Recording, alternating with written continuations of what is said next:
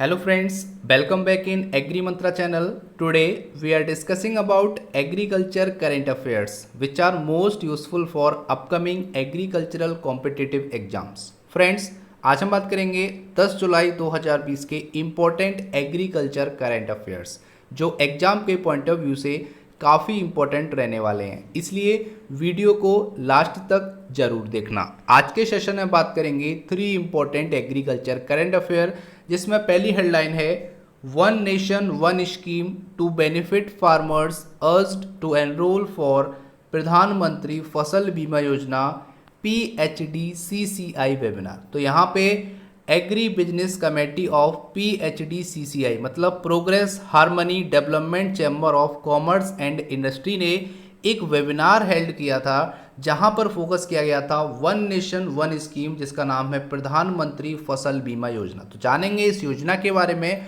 और इस important webinar के बारे में आने वाली स्लाइड्स में। आगे बात करेंगे second important current affair. After recent farm act amendments farmers can be assured of barrier free trading remunerative prices says Narendra Tomar. तो यहाँ पे बोला गया है कि अभी लेटेस्ट 2 ऑर्डिनेंस एग्रीकल्चर सेक्टर में आए हैं, अमेंडमेंट आए हैं, जिसके तहत फार्मर को यहाँ पर एश्योर्ड किया गया है कि वो बैरियर फ्री ट्रेडिंग कर पाएंगे और रेम्यूनरेटिव प्राइस उनको मिल पाएगा, मतलब पारिश्रमिक जो मूल्य है उनको मिल पाएगा, जो बोला है नरेंद्र तोमर ने, जो कि हमारे यूनियन एग्रीकल्चर मिनिस्टर हैं इंडिया के।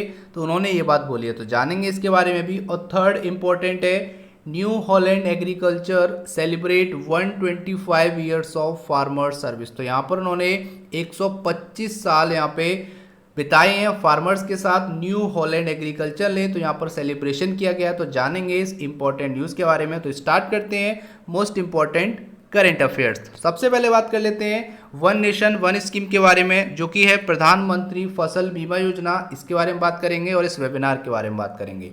तो यहाँ पर बात की जा रही है the agree business committee of PHD chamber of commerce and industry. तो यहाँ पर एक कॉमर्स और इंडस्ट्री का चैम्बर है, जिसका पूरा जो नाम है वो है progress harmony and development chamber of commerce and industry.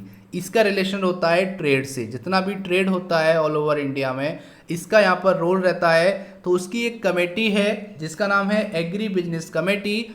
उन्होंने यहाँ पर एक वेबिनार ऑर्गेनाइज कराया है, जिसका जो टॉपिक था वेबिनार का वो था crop and extreme weather insurance in India challenges and the way forward today. तो यहाँ पर एग्रीकल्चर में इंश्योरेंस को बढ़ाना ही इस वेबिनार का उद्देश्य था, ताकि फार्मर्स को कम से कम प्रीमियम में ज़्यादा से ज़्यादा रिटर्न मिल सके। जैसा कि आपको पता है प्रधानमंत्री फसल बीमा योजना ये एक ऐसी ही स्कीम है जहां पर वो इंश्योरेंस देती है फार्मर्स को क्रॉप्स के लिए। डिफरेंट सीजन में उनको डिफरेंट प्रीमियम पे करना पड़ता है, जो कि हम पिछले कुछ टाइम से जानते आ रहे हैं कि यहाँ पर 3 टाइप के यहाँ पर उन्होंने कैटेगरी रखी है, रबी क्रॉप के लिए, खरीफ क्रॉप के लिए, और एक आपका एनुअल क्रॉप या फिर एनुअल हॉर्टिकल्चर क्रॉप। तो उसके बारे में भी हम जानेंगे आगे बात की गई है the guest of honour for the webinar Malay Kumar Poddar. तो यहाँ पे बात करेंगे, तो यहाँ पर जो गेस्ट थे वो थे एग्रीकल्चर इंश्योरेंस कंपनी के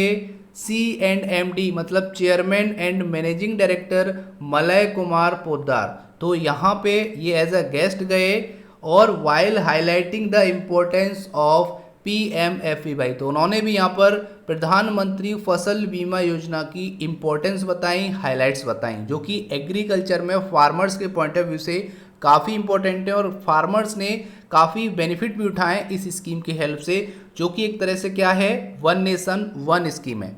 आगे बात करेंगे प्रधानमंत्री फसल बीमा योजना which was formulated in line with one nation one scheme theme by replacing earlier 2 scheme. तो जब ये वन नेशन वन स्कीम बनी प्रधानमंत्री फसल बीमा योजना, उससे पहले 2 स्कीम थी जिनको रिप्लेस करके ही प्रधानमंत्री फसल बीमा योजना लॉन्च की गई। तो पहली स्कीम थी नेशनल एग्रीकल्चरल इंश्योरेंस स्कीम, जिसको NAIS के नाम से जाना जाता है, और एक थी जो उसके बाद आई थी NAIS के बाद आई थी MNAIS मतलब modified national agricultural insurance scheme.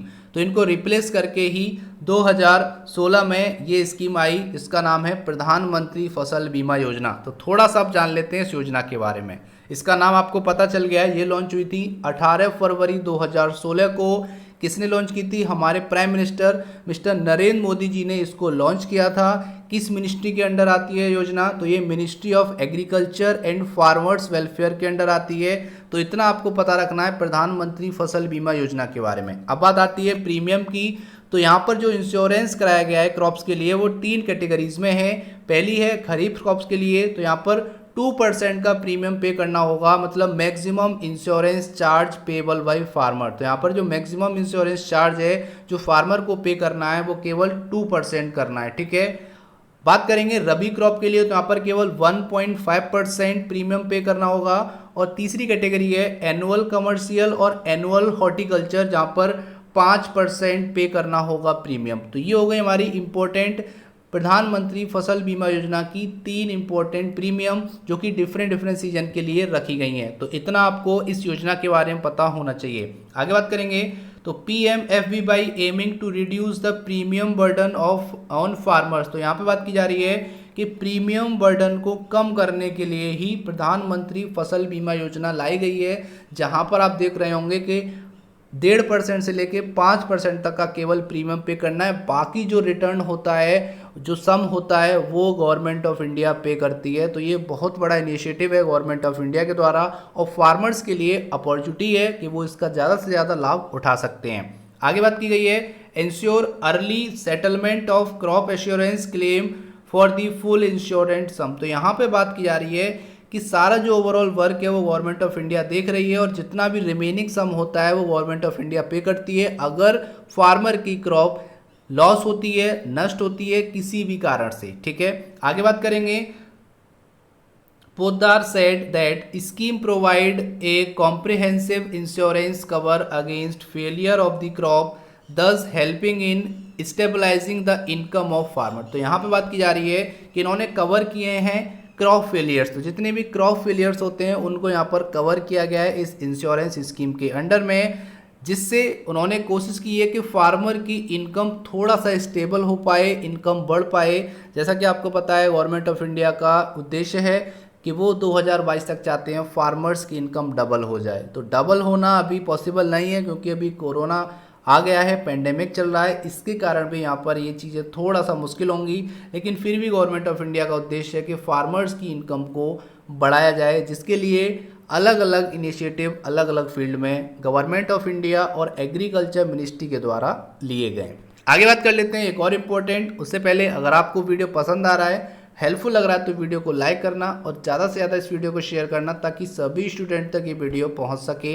यही एग्री मंत्रा का उद्देश्य है। आगे बात करेंगे तो अब बात कर लेते हैं कि यहाँ पे बैरियर फ्री ट्रेडिंग और रेम्युनरेटिव प्राइस, इसके लिए बात की गई है कि ऐसी ट्रेडिंग जहाँ पर कोई भी बैरियर नहीं आएगा फार्मर्स और कस्टमर के बीच में या फार्मर्स और ट्रेडर के बीच में, और फार्मर्स को रेम्युनरेटिव प्राइस मिलेगा। मतलब है कि जो भी पारिश्रमिक मूल्य है वो उनको प्रोवाइड किया जाएगा। ये बात कही है हमारे union agriculture minister Narendra Tomar ने। तो इसके बारे में थोड़ा सा जान लेते हैं।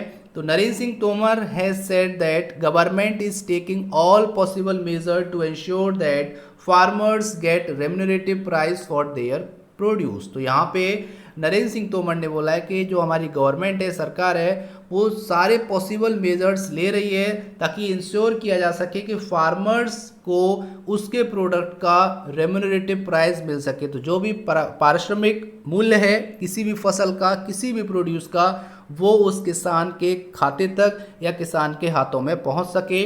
यही गवर्नमेंट ऑफ इंडिया का उद्देश्य है। इसी पर एम्फेसाइज किया है नरेंद्र सिंह तोमर ने। आगे बात करेंगे तो यहाँ पर 2 अमेंडमेंट आए थे, 2 ऑर्डिनेंस आए थे एग्रीकल्चर में। पहला था farmers agreement on price assurance और दूसरा था फार्म सर्विसेज ऑर्डिनेंस 2020।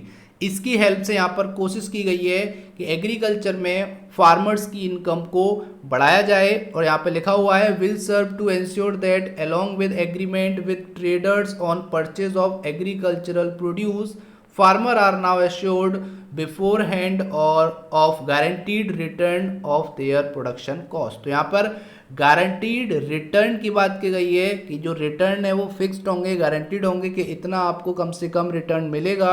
इसी के लिए ये ऑर्डिनेंस एग्रीकल्चर फील्ड में लाए गए हैं ताकि एग्रीकल्चर में डेवलपमेंट हो सके, फार्मर्स की ग्रोथ हो सके। ये बात यहाँ पे की गई है। आगे बात करेंगे तो यहाँ पे लिखा है the union agriculture minister said that under the leadership of prime minister Narendra Modi effort have been made to bridge the gap between agriculture and other sector.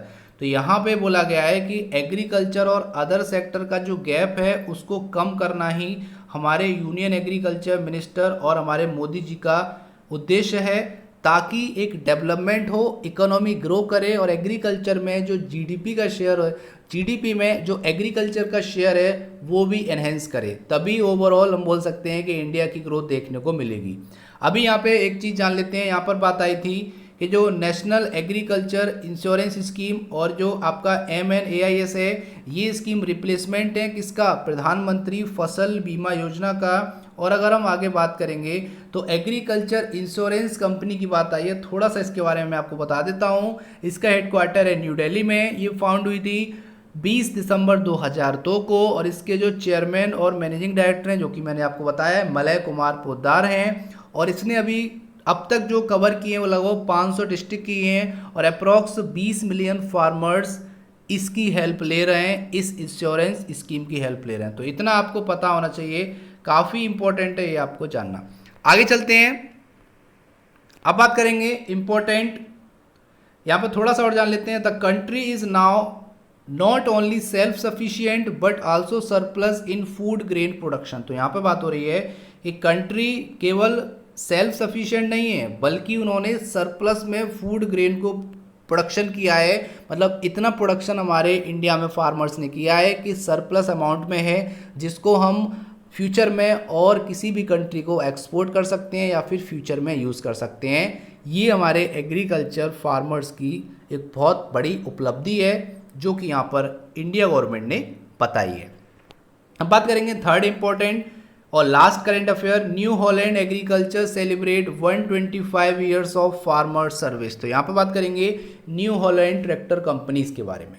तो यहाँ पे आप देख पा रहे होगे the value and vision of New Holland founder are the beating heart of the brand to this day as it celebrate 125 years. तो ये 1895 में कंपनी तैयार हुई थी न्यू हॉलैंड फाउंडर्स, जिसके आज 25 ईयर्स कंप्लीट हो गए, जहाँ पर सेलिब्रेशन किया गया है। और यहाँ पर बात की गई है कि फार्म सर्विस को कैसे एफिशिएंट बनाया जाए, कैसे सस्टेन किया जाए, सस्टेनेबिलिटी कैसे आएगी और प्रॉफिटेबिलिटी कैसे आएगी। तो सारी चीज़ों पे फोकस किया है न्यू हॉलैंड कंपनी ने, जहाँ पर उन्होंने different machineries, tractor, combine, harvesters, sprayers बनाए हैं, जो कि हम आगे बात करने वाले हैं। तो यहाँ पर लिखा हुआ है new Holland is a global brand of agricultural machinery produce. तो यहाँ पे है ये एक एग्रीकल्चरल मशीनरी की एक ग्लोबल ब्रांड बन चुकी है जिसका नाम है न्यू हॉलैंड, जिसको प्रोड्यूस करता है CNH इंडस्ट्रियल। ये बहुत बड़ा ग्रुप है CNH इंडस्ट्रियल,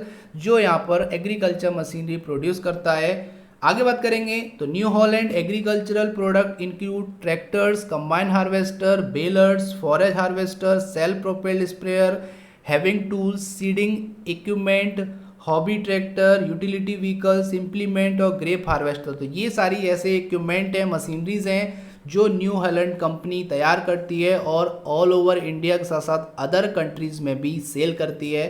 तो ये बहुत बड़ा ग्रुप है जहाँ पे एग्रीकल्चर में सर्विस प्रोवाइड की जा रही हैं, ताकि एग्रीकल्चर की प्रोडक्टिविटी को बढ़ाया जा सके और प्रोडक्शन को भी इंक्रीज़ किया जा सके। थोड़ा सा और जान लेते हैं। तो इसका हेडक्वार्टर है ट्यूरिन, इटली में। इनके जो फाउंडर हैं वो हैं अवे जिमरमैन और ये फाउंड हुआ था 1895 में न्यू हॉलैंड में, जहाँ पर एक जगह है आपका पेंसिल्वेनिया, ठीक है, पेंसिल्वेनिया, जो कि यूनाइटेड स्टेट में है। तो ये आपको याद रखना है कि पेंसिल्वेनिया में ये फाउंड हुई थी 1895 में। तो ये हो गया आज का हमारा इंपॉर्टेंट करंट अफेयर सेशन 10 जुलाई 2020 का। अब जैसा कि आपको पता है वीडियो के लास्ट में आपके लिए बहुत प्यारा सा क्वेश्चन आता है। तो आज का क्वेश्चन है what is the minimum support price of copra for the season 2020। तो यहाँ पर 2020 सीजन के लिए कोपरा का मिनिमम सपोर्ट प्राइस कितना रखा गया है। तो यहाँ पे मैं आपको बता दूं कोपरा क्या है, एक ड्राइड कर्नेल ऑफ कोकोनट है, ठीक है। कोकोनट का एक सूखा हुआ कर्नेल है, उसी को हम कोपरा बोलते हैं। तो आपको बताना है कोपरा का एमएसपी कितना डिसाइड किया गया है गवर्नमेंट ऑफ इंडिया के द्वारा। तो ये है आज का इंपॉर्टेंट क्वेश्चन। अगर आपको वीडियो पसंद आया तो वीडियो को लाइक करना और ज़्यादा से ज़्यादा इस वीडियो को शेयर करना, और कम से कम इस वीडियो को एक व्हाट्सएप या एफबी ग्रुप में जरूर शेयर करना ताकि सभी स्टूडेंट तक ये वीडियो पहुंच सके। इसका पीडीएफ आपको हमारे टेलीग्राम चैनल पे मिल जाएगा और व्हाट्सएप चैनल पे मिल जाएगा, जिसका लिंक डिस्क्रिप्शन बॉक्स में दे दिया है। So thank you for watching. जय हिंद, जय भारत।